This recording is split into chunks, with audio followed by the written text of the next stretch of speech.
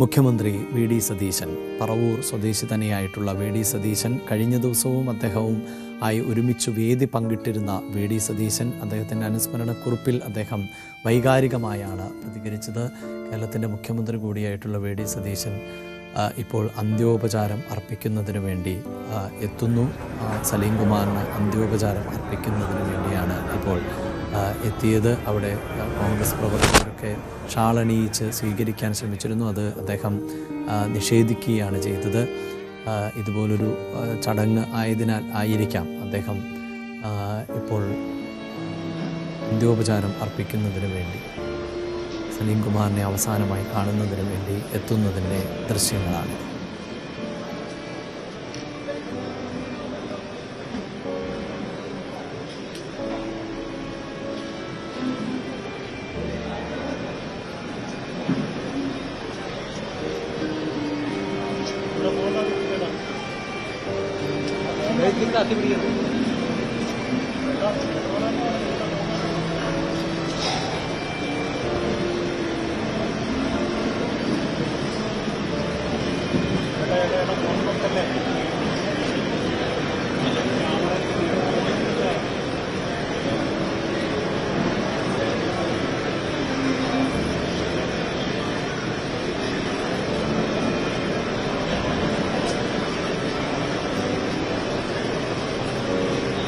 V D Satheesan മൃതദേഹത്തിൽ അന്തിമോപചാരം അർപ്പിച്ചിരിക്കുന്നു.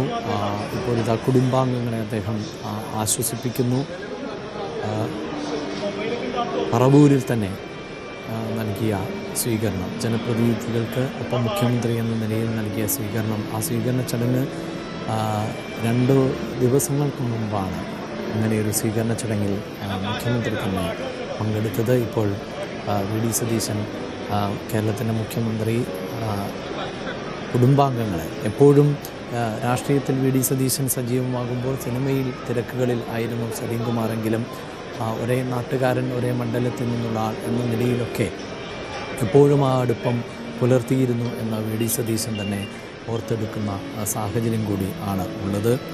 നേരത്തെ സൂചിപ്പിച്ചതുപോലെ തന്നെ ചിരിക്കുന്ന ഒരു മുഖ്യമന്ത്രിയെ നമുക്ക് ലഭിച്ചു എന്ന് ആ സ്വീകരണ വേദിയിൽ സലീം കുമാർ പറയുമ്പോൾ അത് വലിയ കരഘോഷത്തോടെയായിരുന്നു ആ സ്വീകരണത്തിന് എത്തിയവർ ഒന്നടങ്കം സലീം കുമാറിൻ്റെ വാക്കുകളെ സ്വീകരിച്ചത്.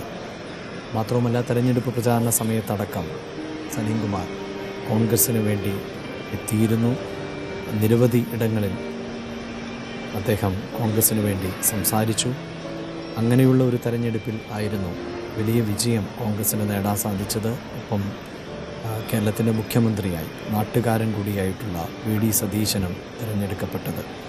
ഇപ്പോഴിതാ വി ഡി സതീശൻ അന്ത്യോപചാരം അർപ്പിക്കുന്നു.